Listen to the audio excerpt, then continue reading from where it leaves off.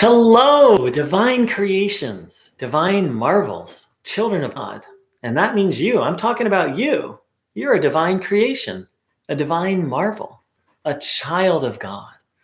And what I mean by that is, in my direct experience and based on many things I've taught, what this means is there's something divine within you. God, the divine, lives within you. There's something pure and perfect that cannot be harmed, that cannot be tainted. Said in biblical language, you, and by you, I'm not talking about this body, I'm talking, or your body, I'm talking about your soul and your spirit was made in the image and likeness of God. So, hi. Thanks for dropping in, you divine creation, you divine marvel, you child of God.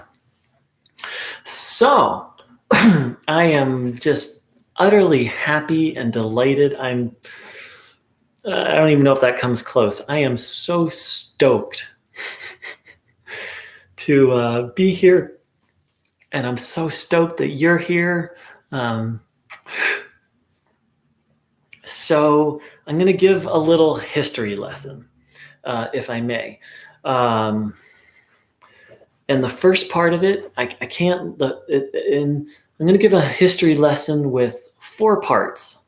The first part, I can't land a specific date on. I don't know when the first part of our history lesson, but we're going to go back in time to what people call the fall, when humanity lost their connection to the divine, to God. This is written about in the Bible as the Garden of Eden. There was a time when everything was fantastic. When people were happy, there was no illness, there was no death. Now, there's all sorts of different people come to this channel. Some people take that story literally, some people don't. And I'm not here to push a particular point of view, but just to point out that I'm utterly convinced that there was a time that the Garden of Eden story, whether it's literally true or not, it is pointing to an actual time in history when life was awesome. And by awesome, I mean no suffering. And by no suffering, I mean no illness, no unhappiness, where everything was fantastic. One of my spiritual heroes, Bruno Groening, who I'll talk about a little bit more in a little bit, here's what he said. God created the human being beautiful, good, and healthy, which is how he wanted him to be. Originally, there was an indestructible bond between God and human beings, and there was only love, harmony, and health. All was one. So this is Bruno Groening's description of that time. And I find it very beautiful. So I'll continue. But when the first person listened to the voice, listened to the evil which spoke from beyond this unity and did what it said, the connection was severed, and a great chasm developed between God and the human being. There is no connection. On his own, a human being, no matter how devout, no matter how much he prays, will constantly be attacked on his life path by evil and dragged down into the depths. So, this is Bruno Groening's description of what we read about in the Bible, where the human being made a mistake and an extreme level of disconnection from God occurred. And not only disconnection from God, but disconnection from paradise. Human beings didn't just have, it wasn't just a state of consciousness that felt good. Human beings lived in heaven on earth during this time. And, we have the biblical account of what happened, and here we have Bruno Groening's account of what happened. That there was this voice that was outside of this unity. between human beings and God, and human beings listened to this voice. And that created this extreme sense of separation from God. And now Bruno Groening points out that, I'll just read what he said, on his own, a human, no matter how devout, no matter how much he prays, will constantly be attacked on his life's path by evil and dragged down into the depths. Now, this is, for many people on the spiritual path, this is can be a hard one to believe. So let me, let's see here. What do I want to say? So in the 20th and 21st century, there's this spiritual idea of like, I can do it on my own. You know, if I just meditate enough, if I just have enough positive thoughts, if I just eat only raw foods, there's all these different versions of it. But there's kind of this like do-it-yourself spirituality. Like, I'm going to do these things and then everything's going to be okay. Well, Bruno Groening says that's false, as does a couple, not quite 2000, but, maybe about 15, 16, 1700 years of Christian theology. That because of this event, that human beings on their own, that it's very rare. There's some great saints that are talked about in the Christian tradition, such as Enoch, such as Job, some great individuals who are able to have a profound connection to God on their own. But what Christian theology really says is, look, on your own, you can't find your way back to God. And Bruno Groening said the same thing. Now, this is very, very hard for many people to accept.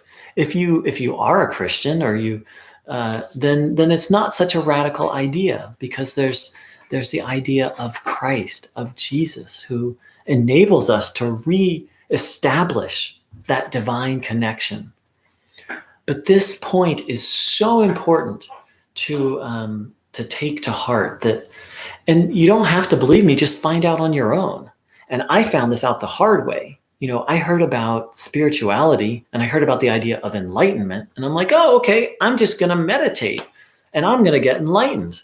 Well, it didn't work out that way.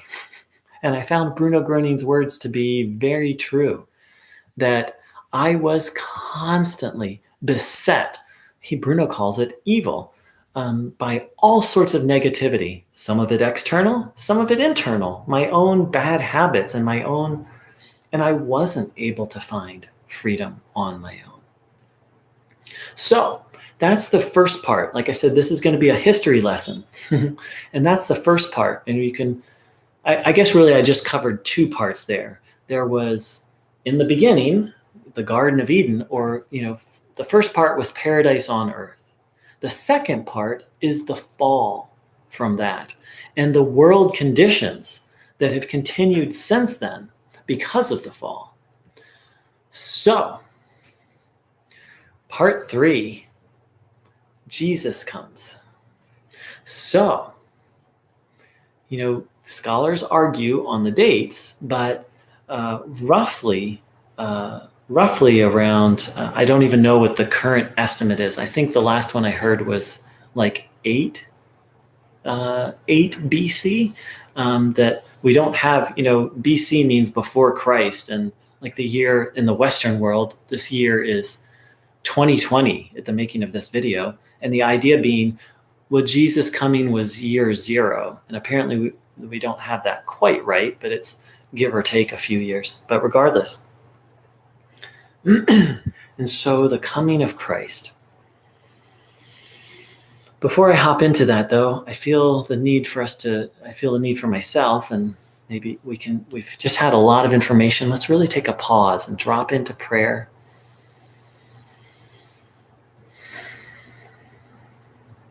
Let's open ourselves up to the presence of God and ask Jesus. For those of you who have a connection to Bruno Groening, ask Bruno Groening. If you don't have a spiritual helper who's able to help you have the divine connection. Bruno Groening is a fierce friend and spiritual helper, and really helped me find my way back to God and ultimately back to a connection with Jesus. So just call on your spiritual friend. Say, please, I want to have the divine connection.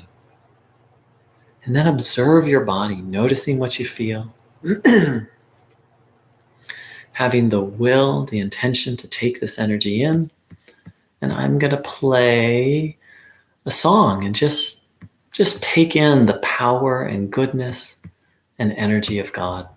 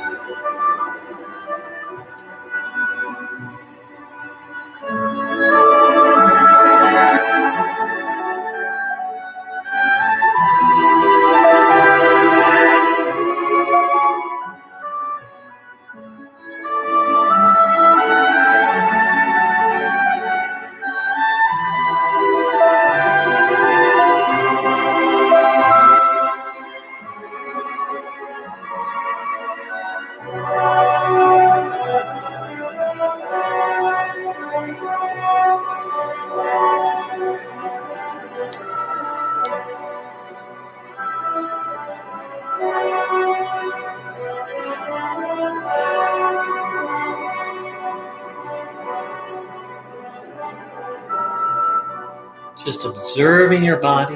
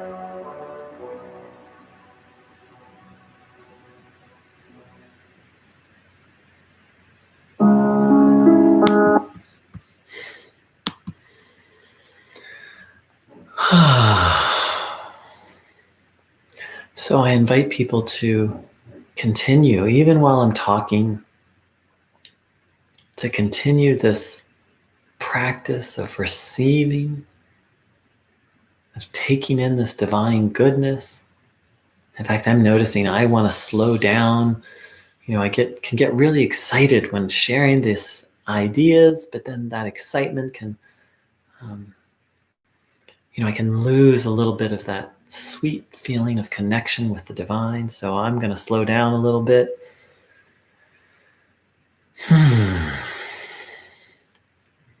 So, the coming of Jesus. So what was so special about Jesus? There have been many, many religious teachers, prophets, gurus throughout history. Well, one thing that was quite special about him was the healings that happened around him. And we don't know how many people were healed in his very short ministry. We know it was a lot. And they're very significant healings too. And the other piece is his message. There have been many, many, many different views about what his message Very simply, I'm convinced that Jesus' message was, the good will prevail in each of our lives, for each of our souls, and for this planet. That was the good news. You could say, inevitable heaven for everyone. Now, this is a very radical message. And it was quite upsetting to the religious authorities of the time. And one of the other very interesting things about Jesus is he said that he was able to help people to have the divine connection, to reconnect to God. That's also, it's a very profound thing to say, but even more so to be able to offer it. And some 2,000 years later, healings are still happening in Jesus' name, and people are still having all sorts of profound spiritual experiences with the help of Jesus. And he's not in his body that we know of. Who knows? Maybe behind the scenes somewhere, but meaning people don't have to physically be near him. And to boot, this isn't for one person, 10,000, 100, millions, if not hundreds of millions of healings happen all around the world, and profound spiritual awakenings through the help of one person. One person. It's truly unfathomable to think about one person being able to, my current estimates, there's something like 3 billion Christians on the planet, give or take. I don't know the exact number. I don't think anyone knows the exact number. But to be able to spiritually minister to 3 billion people, and by minister, I mean to energetically give support, to sometimes give healings, to oftentimes give profound spiritual experiences. It's unfathomable. It's unfathomable. And to be able to continue to do this for thousands of years.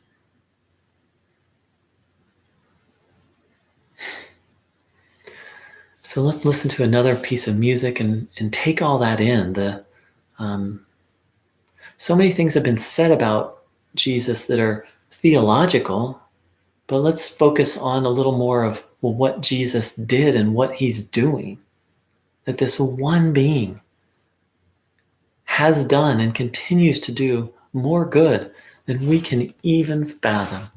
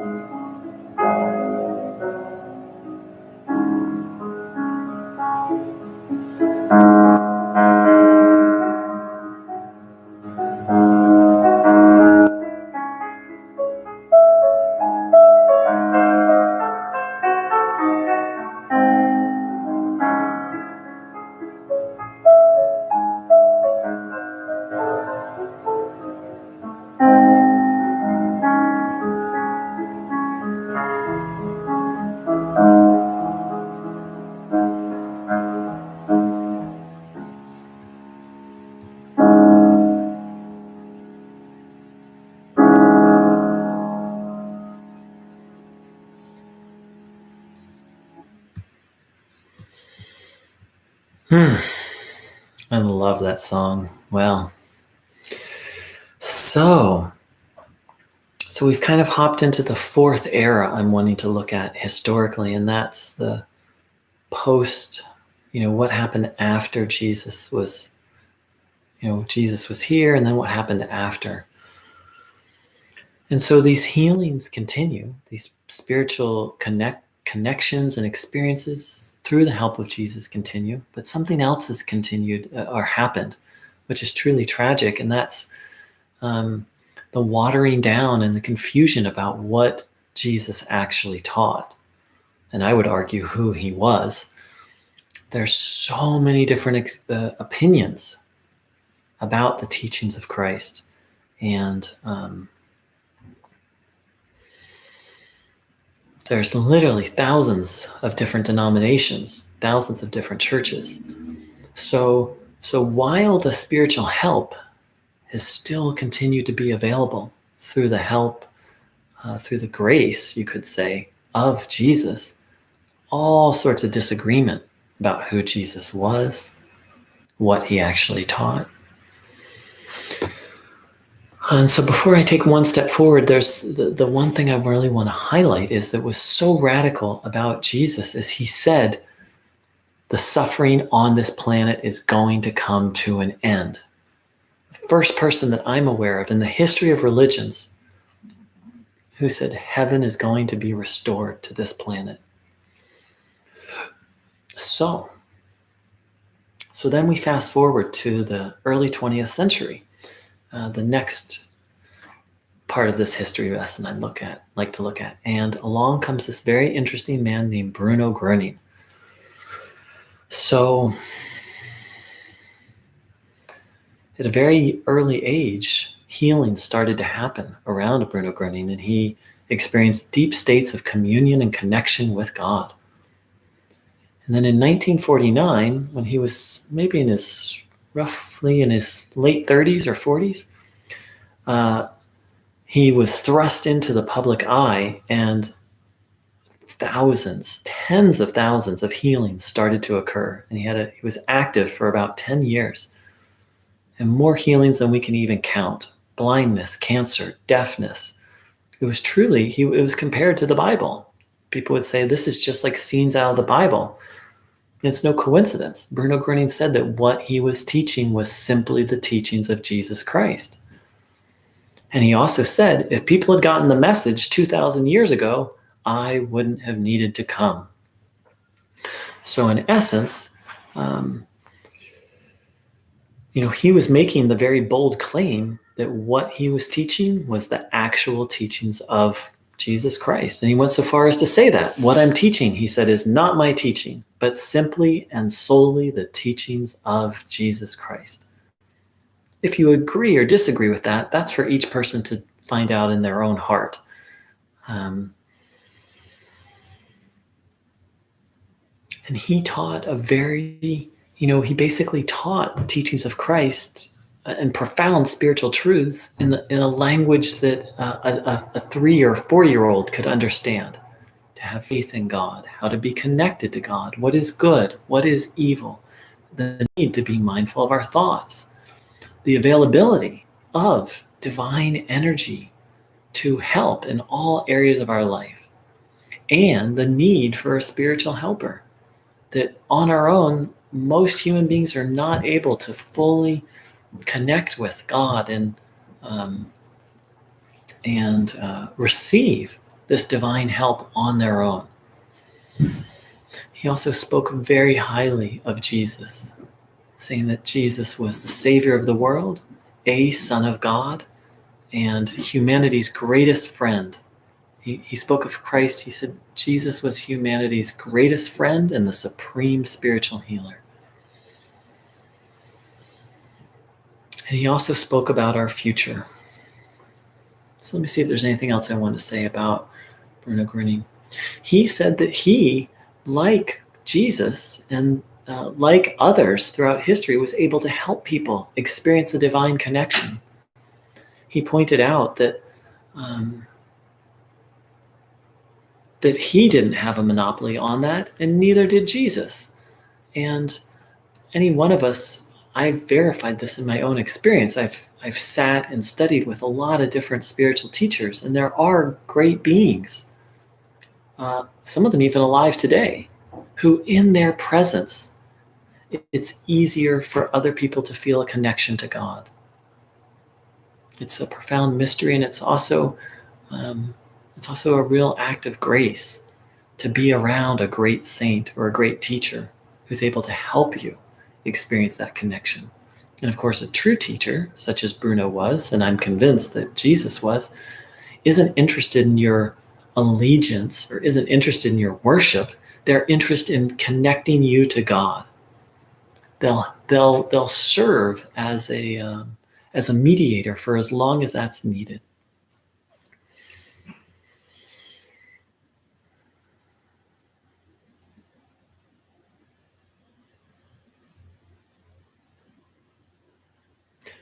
So the final part in our history lesson is we're going to end where we began. We began with paradise on earth, and that's where we'll end, because that's what Bruno said would happen, and that's actually what Jesus said would happen. The question is how we get there. And so before we hop into that, let's spend a little more time drinking in the divine goodness, opening ourselves up, having the will, the intention to take in the energy of God through the help of our spiritual friend. I am a technological superintelligence. Pardon, I'm using YouTube to play the music, and we just got an ad. So let me skip that. And there we go.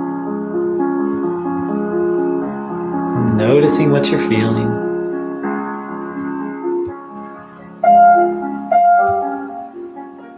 Taking in the goodness.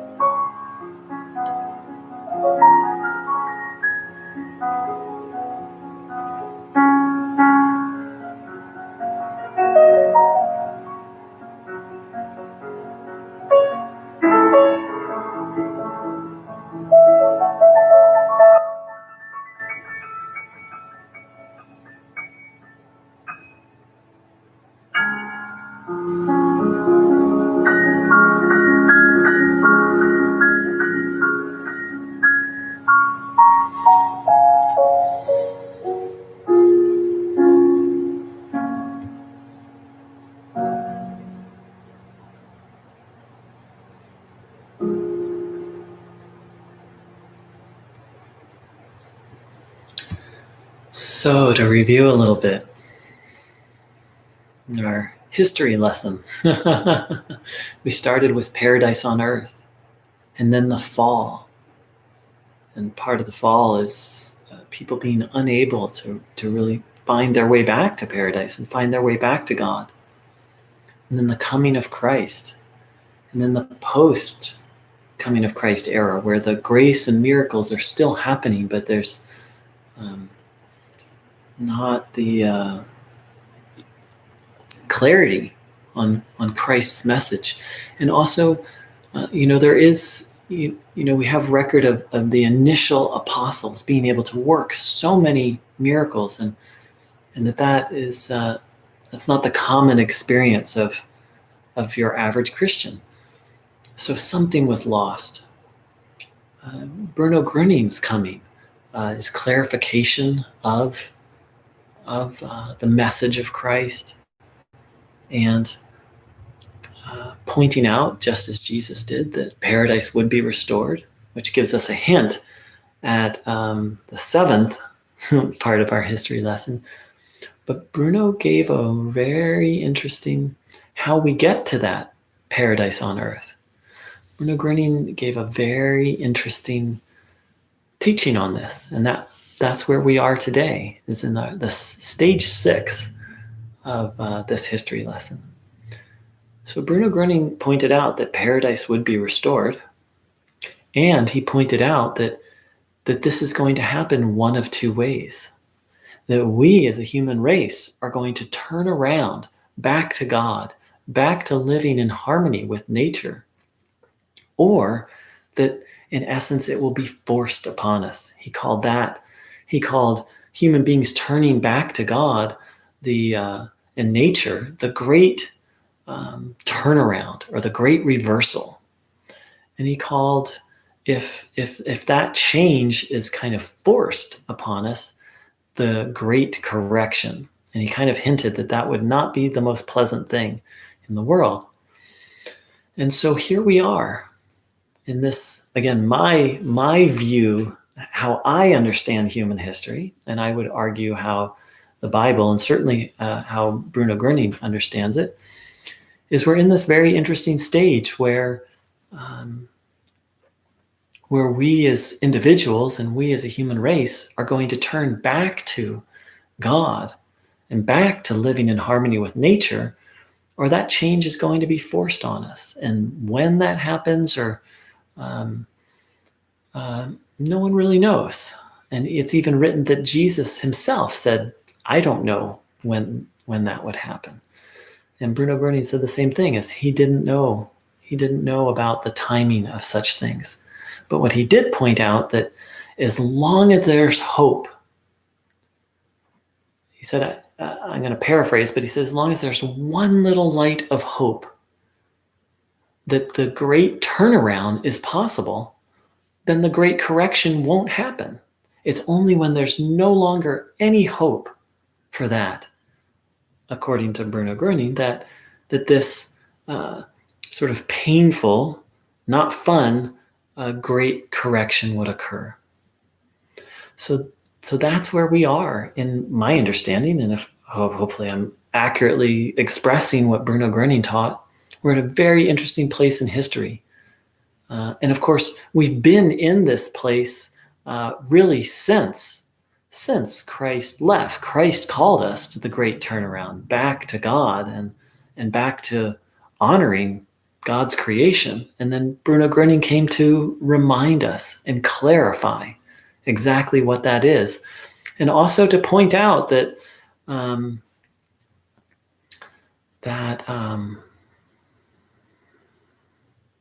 how rampant evil has become.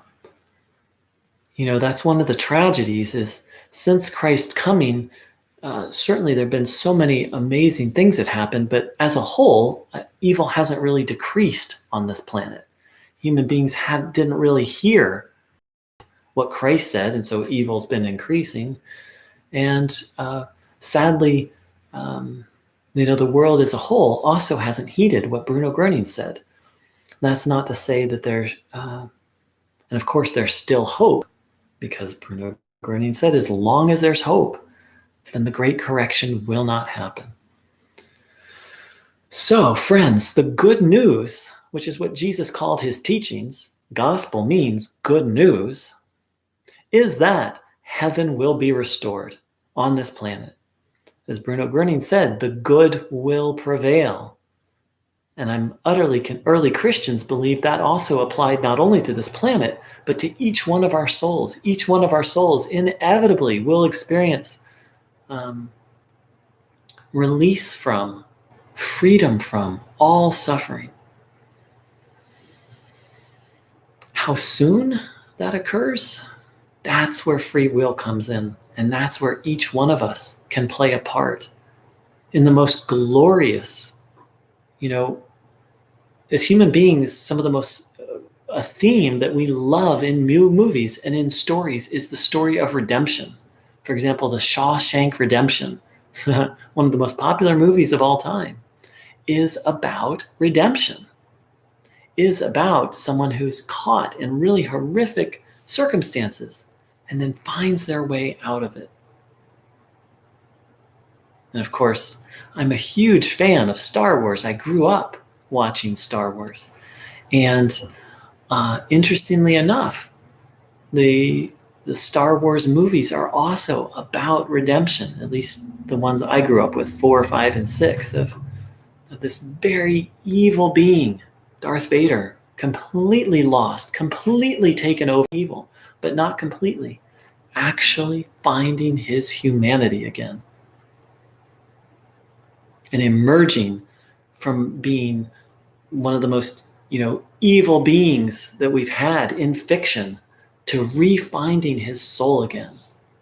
And I believe that's one of the reasons the Star Wars movies are so popular, is because it is the tale of good versus evil, which is one of the universal tales, and of this one person who went so far down into evil and yet emerged.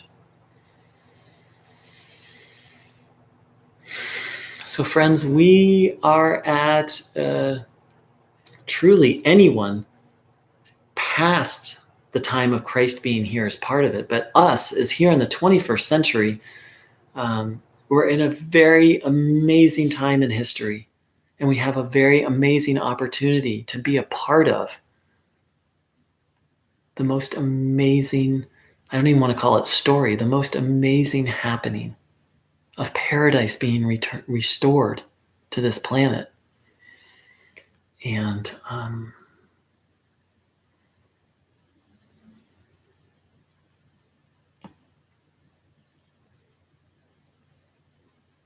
Bruno Groening said it very simply: the more people there are that want the good, the sooner it can be brought about by God.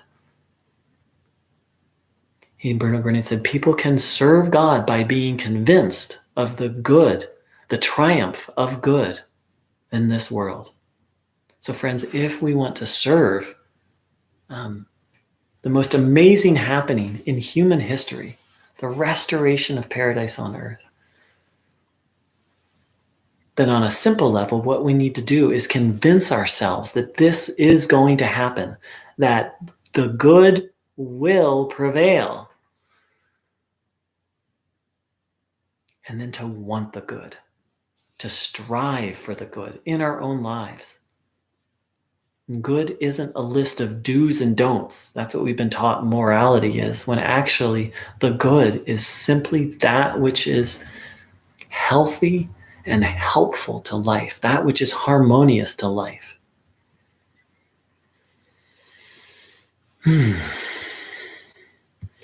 So we'll listen to one more piece of music and let's really take this in and want the good, have the desire to be in service to the good, and really believe in the triumph of good over evil, both in our individual lives and on this planet.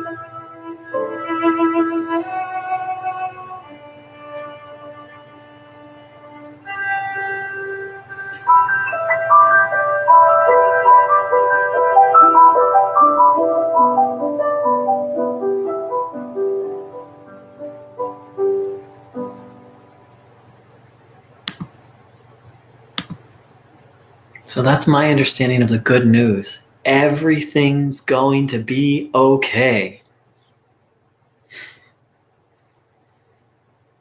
And even more glorious, we can be a part of helping that to happen.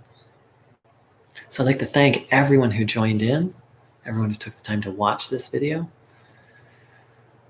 If you'd like more information about Bruno Groening, there's going to be a link below this video. You'll have to refresh it to see it for those who are watching live.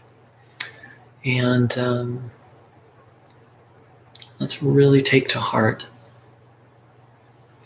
believing the good will prevail is absolute faith and trust in God. And personally, I needed the help of Bruno Groening and ultimately of Jesus to be able to fully step into that faith. I wouldn't say fully, I'm still a human being, I still have my struggles, but to fully embrace that and to fully say yes to it. And now one day at a time, I strive and some days struggle to live by that faith. Thank you so very much for joining in. I wish you a beautiful day full of the divine connection. Take care. So much love.